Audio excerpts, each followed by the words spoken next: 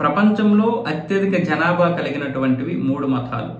అందులో ఒకటి క్రైస్తవ్యం, 2 ఇస్లాం, 3 హిందూ మతం. మనం సనాతన ధర్మం అంటాం లేదా హిందూ ధర్మం అంటాం, కానీ ప్రపంచ ప్రజలైతే హిందూ మతం అనే అంటారు మతం విషయానికి వచ్చేసరికి. అయితే క్రైస్తవులు ఇప్పుడు 218 కోట్ల మంది ఉన్నారు. ఇస్లాంకి చెందినటువంటి ముస్లింస్ 200 కోట్లకు చేరుకున్నారు. అంటే వీళ్ళు 34 కోట్ల మంది పెరిగి 200 కోట్లకు చేరుకోవడం జరిగింది. అయితే క్రిస్టియన్ 218 కోట్ల మంది ఉన్నా వీళ్ళలో నాస్తికులు కూడా ఎక్కువ మంది ఉన్నారు. ఇప్పుడు క్రైస్తవ్యాన్ని భయపెడుతున్నటువంటి ప్రధానమైనటువంటి అంశం ఈ నాస్తికవాదం. ఎవరైతే ఎక్కువగా పూర్తిగా బైబిల్ చదువుతున్నారో వాళ్ళందరూ అక్కడి నుంచి విడిచిపెట్టేసి ఇక్కడ మతం అనేది లేదు, దేవుడు అనేవాడు లేడు, ఇదంతా కూడా ఒట్టి ట్రాష్ అంటూ చాలా మంది క్రైస్తవ్యాన్ని విడిచిపెట్టి నాస్తికత్వం వైపు వచ్చేస్తున్నారు. వాళ్ళు వేరే మతంలో కూడా వెళ్ళడం లేదు, అసలు దేవుడే లేడని నమ్ముతున్నారు.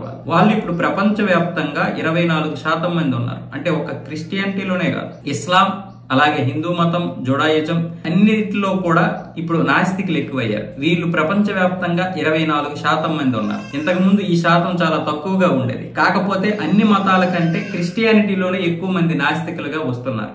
అది క్రైస్తవ్యాన్ని ఆందోళన చేస్తున్నటువంటి విషయం. ఇక 170 కోట్ల మంది ఉన్నటువంటి ముస్లింస్ ఈ 10 సంవత్సరాల్లో 34 కోట్ల మంది చేరి 200 కోట్లు అయితే దాటారు. దాదాపు ఇప్పుడు 202 కోట్లు 203 కోట్ల మంది ముస్లింస్ ఉన్నారు. ఇక హిందువుల విషయానికి వచ్చేసరికి వీళ్ళు స్థిరంగా ఉన్నారు, తగ్గలేదు పెరగలేదు. అలాగే హిందూ జనాభా తగ్గుతుంది. అంటే హిందూ జనాభా అంటే పిల్లల ఖండం తగ్గుతుంది, పెళ్లిళ్లు తగ్గుతున్నాయి. దీనివల్ల హిందూ మతం మీద లేదా హిందూ ధర్మం మీద చాలా ప్రభావం అయితే పడుతుంది. ఒకవేళ ఇస్లాం లాగా క్రిస్టియానిటీ లాగా మనం కూడా వ్యాప్తి చెందే విధంగా, అంటే మతాన్ని లేదా మన ధర్మాన్ని వ్యాప్తి చెందించుకోవాలనుకుంటే ఒక 10 కోట్ల మంది చేరే అవకాశాలు ఉండేదంట. కాకపోతే మనం ఎక్కడదక్కడ విడిచిపెట్టేస్తున్నాం, ఎక్కడదక్కడ వదిలేస్తున్నాం.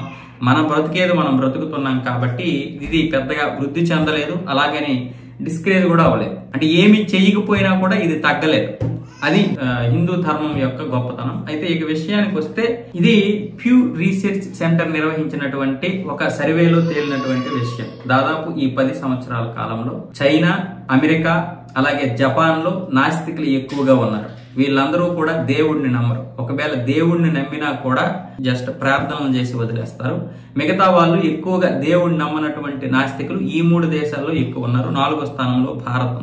భారత్లో కూడా నాస్తికులు ఈ మధ్య ఎక్కువ అవుతున్నారు. కాబట్టి ఎవరిష్టం వారిది. ఏదేమైనా సరే బలవంతం అనేది చేయకూడదు. నాస్తికులు ఈ దేశంలో కావచ్చు, ప్రపంచంలో కావచ్చు, ఎక్కువ మంది అయితే మంచిదే. కాకపోతే నాస్తికత్వం అమెరికా, చైనా, జపాన్ లో ఉన్నది.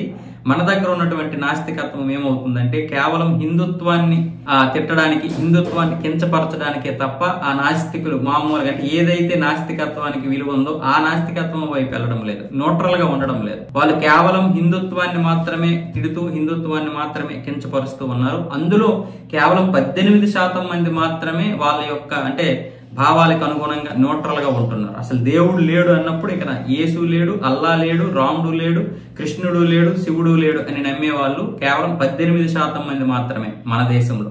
మిగతా వాళ్ళందరూ కూడా హిందుత్వాన్ని కించపరచడానికి, హిందుత్వాన్ని తగ్గించడానికి ప్రయత్నాలే. అదే ఇప్పుడు ఇక్కడ నాస్తికులతో వచ్చిన పెద్ద ప్రమాదం.